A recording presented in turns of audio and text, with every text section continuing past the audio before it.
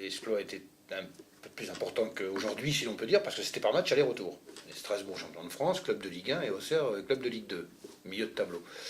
Mais ce sont des matchs qui sont tellement savoureux à disputer pour un footballeur que la première manche était disputée à Auxerre, on avait fait 0-0, parce qu'ils étaient sortis, eux, je pense, d'un match difficile, le championnat qui leur avait donné le titre.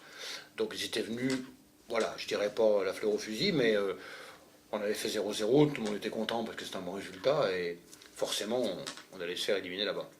Et il s'est passé, dans cette préparation de match, un peu de suffisant de la part des Strasbourgeois. Déjà, la presse en avait parlé comme d'une finale extraordinaire, Nantes contre Strasbourg, et on ne parlait pas de nous. Et donc, ils nous avaient vraiment pris pour des imbéciles, quoi. Et nous, on a cherché cette source de motivation à travers les discours d'avant-match. On entendait les femmes de Strasbourg qui s'échangeaient les adresses pour aller à Paris faire des shopping avant la finale.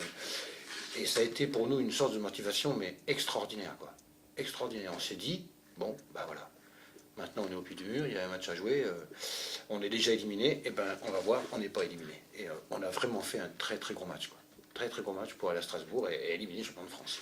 Ils ne s'en sont pas remis, hein. Moi, je revois encore des garçons comme Guémon Dropsy, quand je les vois, ils disent, vous nous avez tués, quoi. Vous nous avez tués, parce qu'on s'y attendait vraiment pas, on était tellement sur la ligne de la finale que, voilà, et ben non, nous on y est allés. Il y a cette fin de match où effectivement, on sent que l'arbitre, Delmer, quelqu'un du Nord, pas forcément de honnêteté, mais on sent dans les matchs le petit contre le gros. Et on sentait qu'il fallait, Roux nous l'avait dit, attention, méfiez-vous, les touchez pas dans la surface, parce que... Et on avait l'impression, et on le sentait, que l'arbitre n'attendait que ça. On a éternué un coup, il y en a un qui est tombé, il a sifflé. Alors effectivement, si on avait pu le monter au-dessus des projecteurs, on l'aurait fait l'arbitre, parce que franchement, c'était un pénalty qui n'était pas mérité. Mais c'est le don de nous donner, nous... c'est-à-dire, c'est pas possible, on ne peut pas se faire éliminer sur un truc pareil, quoi. Et on a continué de jouer, mais continué vraiment de jouer. Je me souviens d'une réflexion du numéro 10, Francis Piasecki, qui avait marqué le penalty. Au moment où Truffaut égalise sur un centre de close de la tête, il engueule ses copains, en disant, mais donnez-moi le ballon, il fallait garder le ballon. Et je me rappelle que c'était Louis Quépéro qui était derrière, le défenseur, qui lui dit, mais on n'a pas pu te le donner parce qu'on ne l'a pas eu. Pendant 4 minutes, on a eu le monopole du ballon. Et on a fini par égaliser, et ça nous a donné la qualification, quoi. On avait réussi à avoir une entité. Il y avait eu ce film Coup de tête en 78 qui avait créé des liens.